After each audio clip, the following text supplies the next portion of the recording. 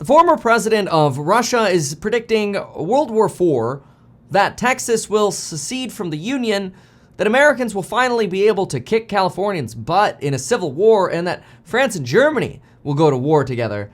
There's so many wars that are being predicted, it almost feels like a parody, as the former president of Russia, Dmitry Medvedev, has a lot of predictions for just 2023. Hey, quick reminder to check out the coupon code expiring today for the programs on educational wealth building, link below. So let's buckle up and listen to some of these insane and ludicrous predictions and add some commentary to them. Here we go. Welcome aboard to an official Russian government account, Dmitry Medvedev. He is certainly expressing his free speech on Twitter.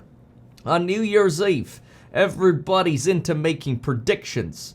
Many come up with futuristic hypotheses as if competing to single out the wildest and even most absurd ones. Here's our humble contribution. What can happen in 2023? All right, I'll kill the accent now, all right? So here's their humble contribution to what they think could actually happen in 2023. Oil prices rise to $150 per barrel. Gas price will top $5 per barrel, or per 1,000 cubic meters. Okay, so regarding oil, this is actually not that far-fetched. We previously were sitting around highs of around 130 during some of the oil shortages after the war with Ukraine.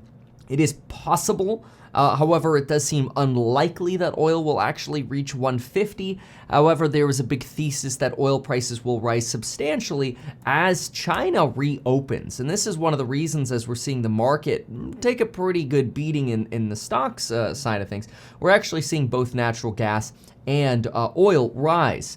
In fact, Brent has gone up about $10 in just the last 30 days here. This is your international version of oil versus your WTI oil over here, which is the US version. A little bit of a spread between the two.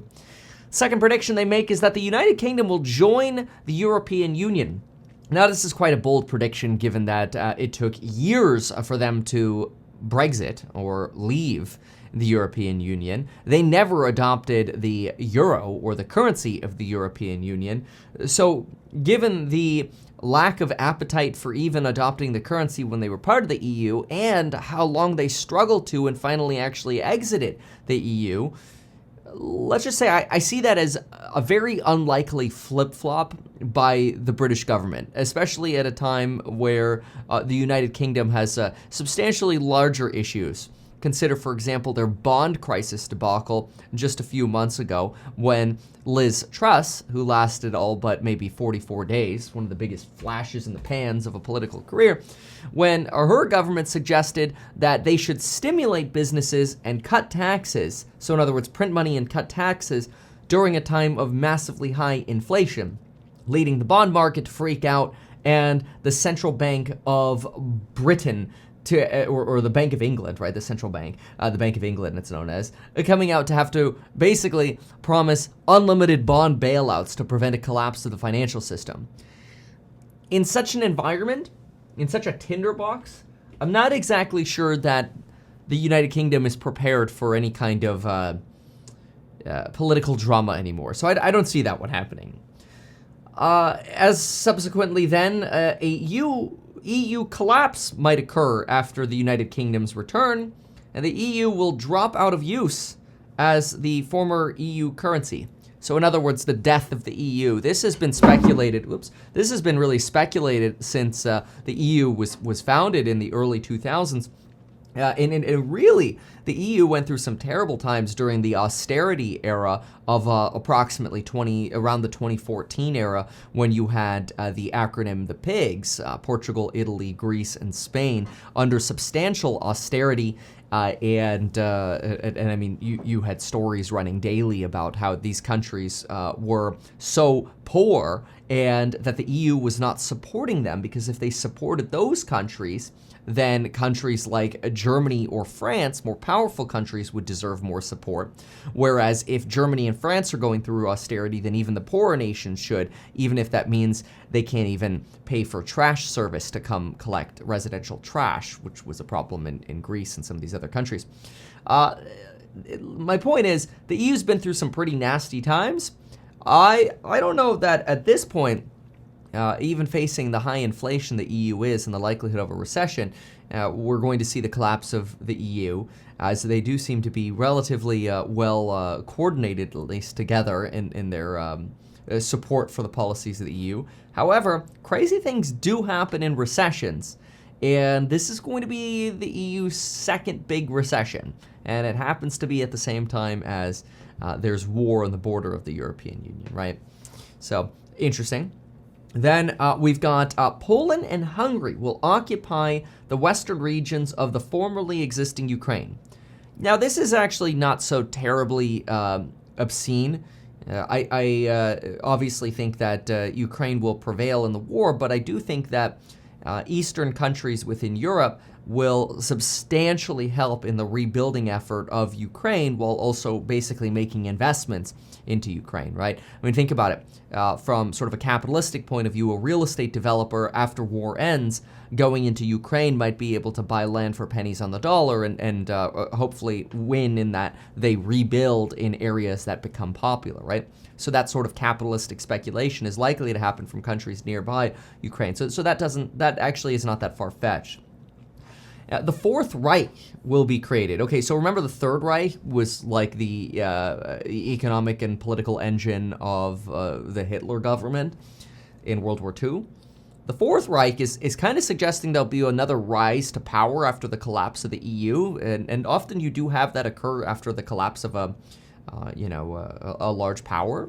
A power vacuum is left, and therefore you have the rise of potentially a dictator or some form of fascist leader.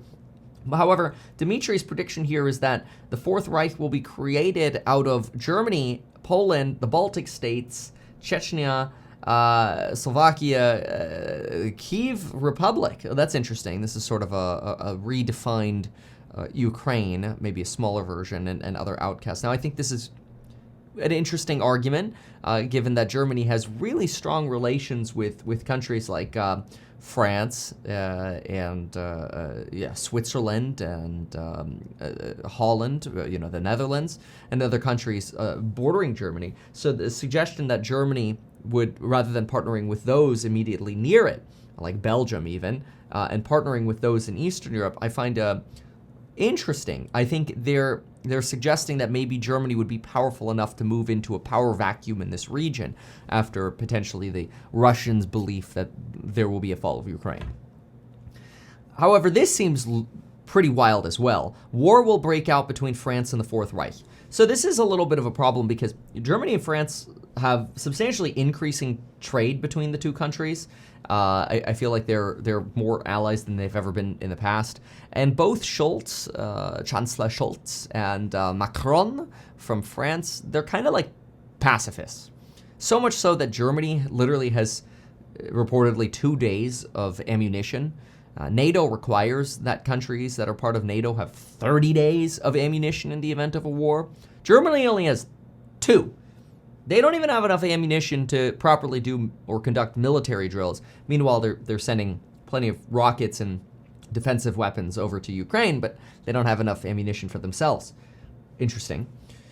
So, needless to say, I don't think it is likely that Germany is even capable of engaging in a war at this point. All right.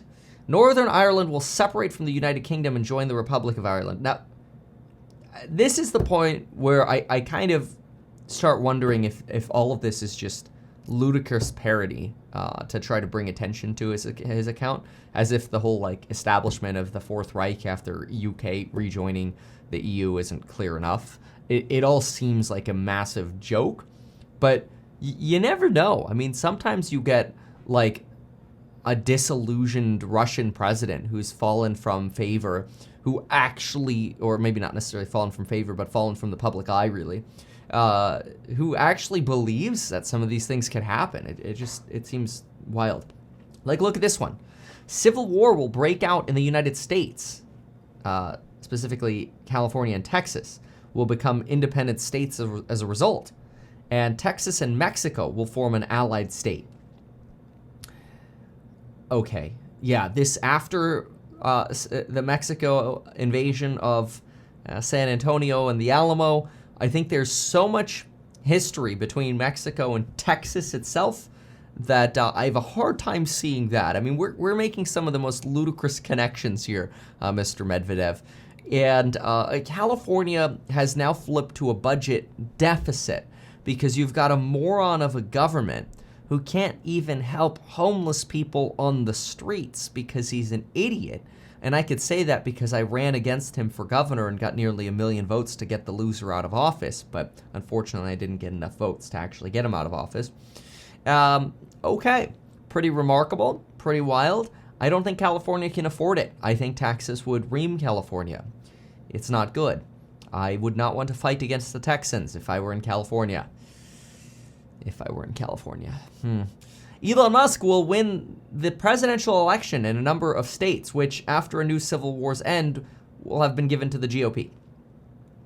Okay, so Elon Musk will be part president of the United States. Okay, all right. All of the largest stock markets and financial activity will leave the US and Europe and move to Asia. So that way Dmitry Medvedev can suggest that it is either located in Russia or China. And of course, they're strong allies. Interesting. Even though Russia has been condemned by China for their war in Ukraine. Initially, they were silent, but they've turned around. Then the Bretton Woods system of monetary management will collapse, leading to the IMF and World Bank crash. The euro and dollar will stop circulating as global reserve currencies. Digital fiat currencies will be actively used instead. Now, here's another wild one, because Russia actually used to ban Bitcoin mining or threatened to ban Bitcoin mining because they thought that was too threatening to monetary stability. Yet now, with the volatility of the Russian ruble, Russia's actually considering legalizing cryptocurrencies in January for international trade because they realize their currency is not something that people want to use to trade, so maybe people will be more inclined to trade in, let's say, Bitcoin or Ethereum, which is great for blockchain, but shows you the convenient U-turn by Russia, that after their currency starts getting slammed, oh, okay, well now we love crypto, even though before we hated it. And in the meantime, now let's poop on the euro and the dollar some more. The Bretton Woods monetary system, look, this is a 1944 agreement establishing sort of a monetary framework to establish some kind of balance between the value of fiat currencies before even they became fiat. It was really designed to help prevent countries from needing to competitively devalue their own currencies to get investment into their countries. Remember, if the value of someone's currency falls, it actually it makes it cheaper to do business with that country because you could buy more stuff from that country, right? It's something that we've regularly seen with China, although they've recently pegged their currency to the dollar to try to prevent that crazy devaluation. Although they tend to enjoy doing that because, again, it makes it more desirable to do trade with China. But anyway, Dmitry is basically saying what is now basically just the way of describing the world order of monetary policy. Think International Monetary Fund, think ECB, European Central Bank, think Fed, think Bank of England. All of that will just collapse, and currencies will be worthless with, of course, the exception of the Russian ruble and the crypto they're using. Season's greetings to all, to which, of course, Elon Musk has replied, epic thread, 18 hours ago. He did come out and clarify that these are absolutely some of the most absurd predictions I've ever heard, which is funny because it kind of shows that, like, 4 hours after he said this thread was epic, he had to come out and clarify that, like, hey, I don't actually think that these are, like, real predictions, right? Like, these are absurd. It's kind of funny because people bag on Elon a lot. So people take what he says as out of context. They're like, oh, Elon Musk now loves the Russians and agrees that we're going to have World War IV. Kind of remarkable. Anyway, this gives you a little insight into Dmitry Medvedev. If you'd like to take advantage of the coupon codes linked down below on educational courses on perspective for building wealth in real estate, stocks, or shadow me for a day as we go hunt for real estate, check out the link down below where you can do exactly that. Thanks so much for watching, and we'll see you in the next one. Goodbye.